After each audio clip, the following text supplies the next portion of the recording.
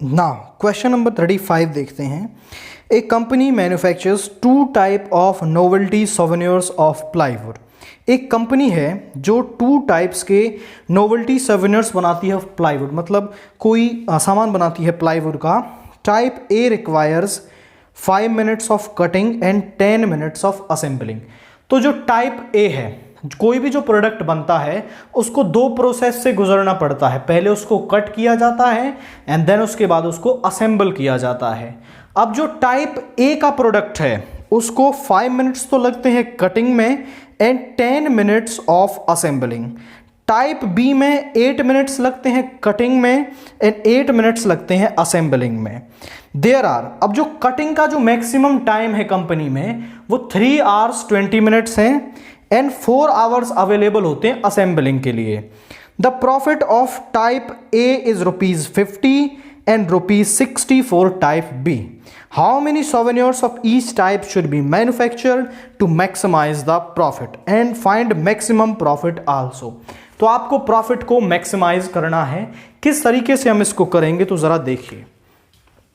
Late X and Y number of souvenirs, x and y number of type A and type B souvenirs are made respectively। मतलब x number तो type A के बना रहे हैं हम और y number बना रहे हैं टाइप B के। Let z denotes the objective function of profit. Profit के लिए जो ऑब्जेक्टिव फंक्शन है वो z डिनोट करता है। अब जरा देखिए भाई, टाइप A पर कितना प्रॉफिट हो रहा है हमें? टाइप A पर हो रहा है हमें ₹50 का प्रॉफिट। एक पर होता है 50, हमने बनाए हैं x, तो प्रॉफिट कितना हो जाएगा 50x। ये टाइप ए का प्रॉफिट। अब टाइप बी पर होता है हमें 60 का, एक पर हमने बनाए हैं y, तो ये हो जाएगा z is equal to 50x plus 60y। ये ऑब्जेक्टिव फंक्शन हो गया। अब हम बना लेते हैं सब्जेक्ट टू कॉन्स्ट्रेंट्स। तो यहां देखिए, यहां हम लिखते हैं टाइप ए, यहां टाइप बी, यहां पर कटिंग, दो प्रोसेस होती है ना, कटिंग और असेंबलिंग। अब टाइप ए पर जो कटिंग का टाइम लगता है वो लगते हैं 5 मिनट्स और असेंबलिंग में लगते हैं 10 मिनट्स।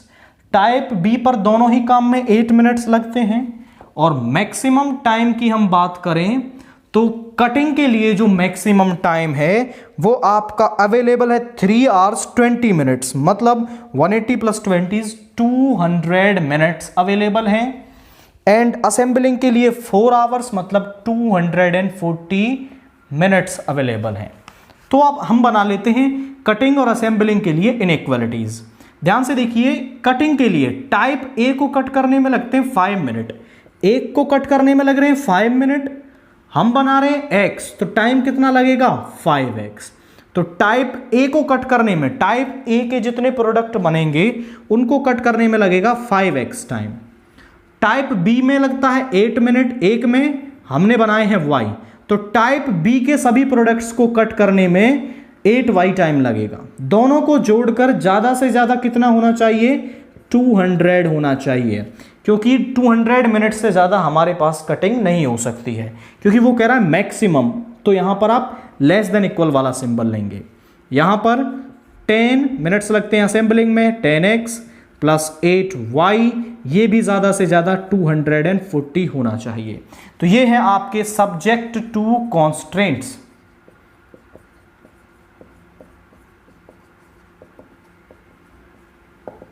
अब यहां पर और जो x और y हैं वो ग्रेटर देन इक्वल टू 0 रहेंगे। अब हम इन इक्वेशंस का ग्राफ बना लेते हैं। Graph of 5x plus 8y is equal to 200। तो यहां पर इक्वेशन का ग्राफ बनता है, ना कि इनइक्वालिटी का। तो यहां पर इज इक्वल टू लेना है आपको।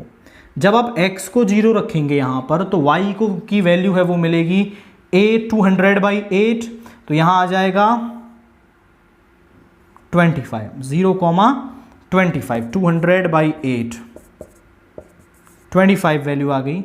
y को जब 0 रखेंगे तो x की वैल्यू आ जाएगी 40 आपकी। देन इसके बाद दूसरी इक्वेशन का ग्राफ बना लेते हैं हम, graph of 10x plus 8y is equal to 240।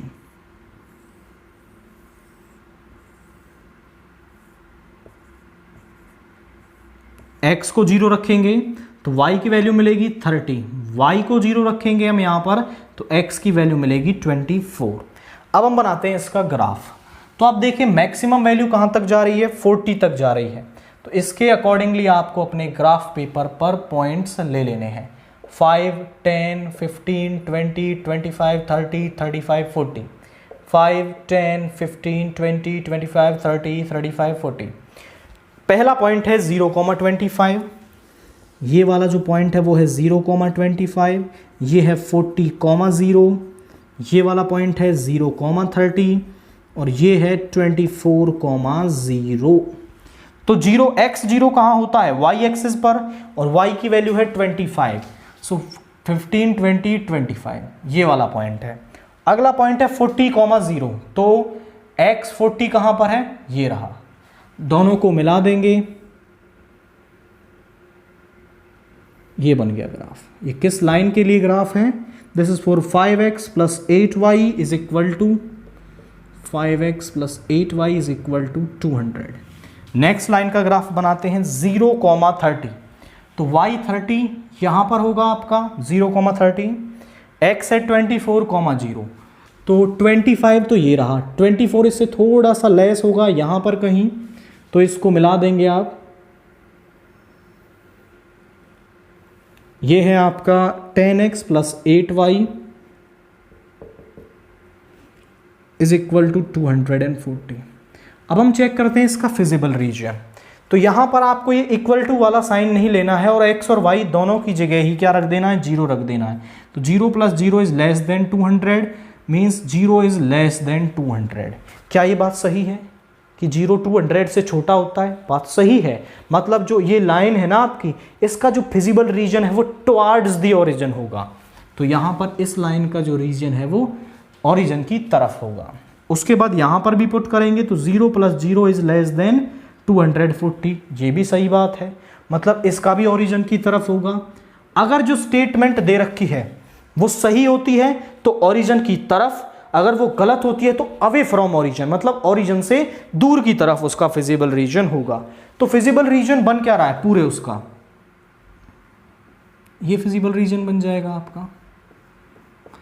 इसके कॉर्नर पॉइंट्स, तो इसको मान लिया a 0,0, यहां पर जो ये वाला पॉइंट है ये है b दैट इज 0,25, ये वाला पॉइंट है कॉर्नर पॉइंट, इसको हम फाइंड आउट कर लेंगे।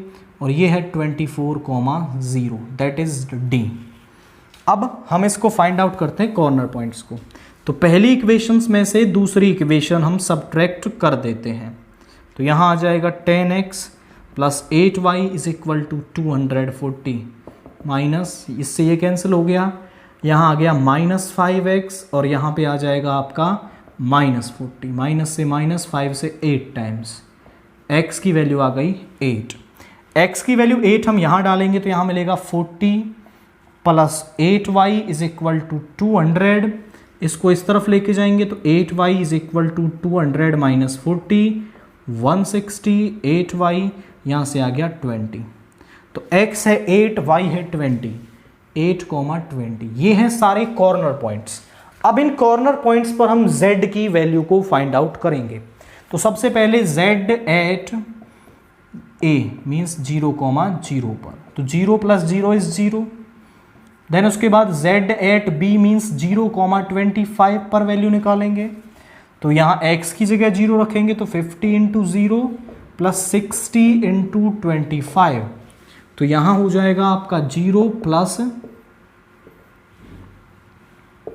1500, ये वैल्यू आ गई। उसके बाद z एट c मीन्स 8,20, तो ये आ जाएगी आपकी 50 इंटू 8 प्लस 60 इंटू 20, यहाँ हो जाएगा 400 और यहाँ पे आ जाएगा 1200, तो ये आ जाएगा 1600।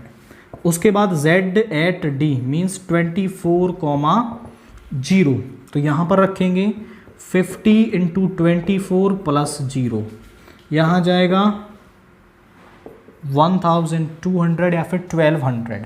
अब आप देख लें z मैक्सिमम किस पर है, z is maximum at this point c means x is 8 and y is 20, तो इस पॉइंट पर आप बोलेंगे z इज मैक्सिमम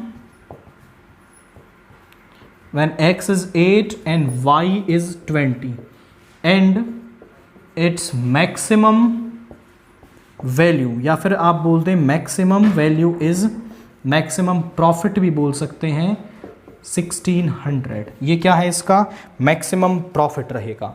तो आप ध्यान से देखें, सबसे पहले आपको ऑब्जेक्टिव फंक्शन बनाना है, देन ग्राफ ड्रा करना है और फिर आप उस कॉर्नर पॉइंट्स पर वैल्यू निकालेंगे तो आपको मैक्सिमम प्रॉफिट मिल जाएगा इस क्वेश्चन के लिए।